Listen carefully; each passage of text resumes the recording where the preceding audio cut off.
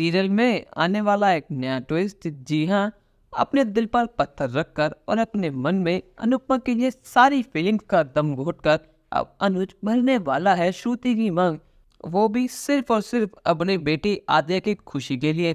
जी हाँ, अपनी बेटी आद्या की खुशी के लिए ही अनुज श्रुति से शादी करने के लिए रेडी हो गया है और उसकी मांग में अपने नाम का सिंदूर भर बैठा है।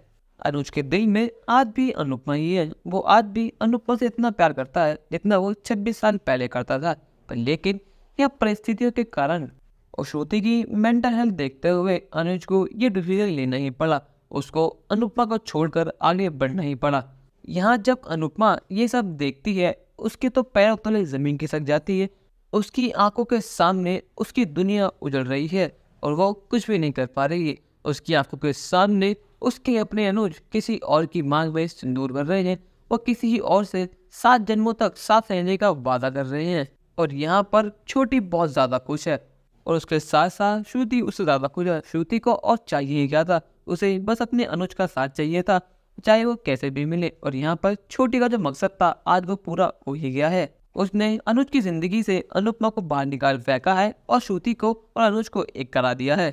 असल में दोस्तों, आद्या यानी छोटी श्रुति को ही अपनी माँ मानती है। वो उसे ही सब कुछ मानती है। वो उससे ज्यादा प्यार किसी और से नहीं करती और ये बात अनुज अच्छे से जानता है कि अगर श्रुति हमें छोड़कर गई तो छोटी की हालत वैसे ही हो जाएगी जैसे 5 साल पहले हो गई थी।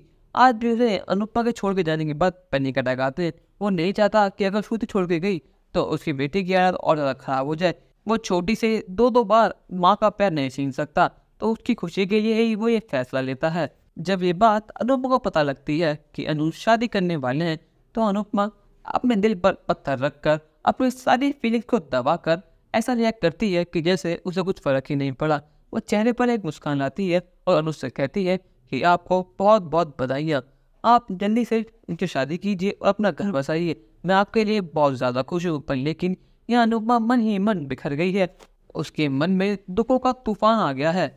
उसका एक मन तो कह रहा है कि वो अभी अनुज को रोक ले और सब कुछ बता दे कि वो आज भी अनुज से उतना ही प्यार करती है जितना पहले करती थी और वो दोनों फिर से एक हो जाएं। पर लेकिन उसने श्रुति को वादा किया था कि वो उसके अनुज के बीच कभी नहीं आएगी, तो इस वादे को निभाने के लिए अनुपमा अनुज को छूट दे देती है कि आप जाइए, अच्छे से में शादी कीजिए और अपना घर बसाएं।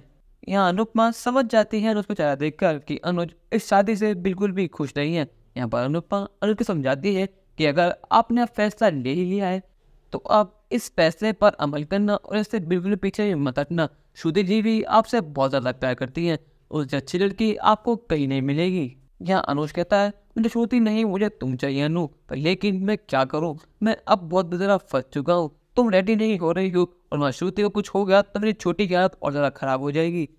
वो फिर से अपनी माँ का प्यार खो देगी और इस बार वो ये सब सहन नहीं कर पाएगी। भगवान न करे अगर दोबारा उसे पैनिक अटैक आना शुरू हो गए तो मैं क्या करूँगा। सिर्फ एक श्रुति ही है जो आद्या को संभाल सकती है। यहाँ पर अनुपमा बात खत्म करने के लिए कहती है कि मुझे बहुत सारा काम है, मुझे रेस्टोरेंट जाना है, तो आप अपनी शादी की तैयारी कीजिए और मुझे जाने दीजिए, मैं आपकी शादी में ज़रूर आऊँगी। जब वो रेस्टोरेंट पहुँचती है तो यशदीप उसका चेहरा देखकर समझ जाता है कि कुछ तो बात हुई है।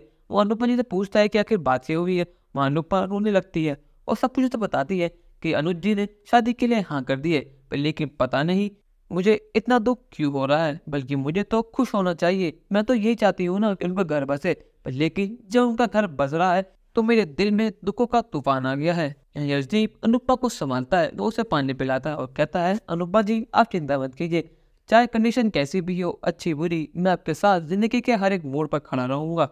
अगर आप चाहें तो मैं आपके लिए अनुज कपालिया से बात कर सकता हूँ, पर लेकिन मैं उनसे बात जमी करूँगा जब आप मुझे परमिशन देंगी।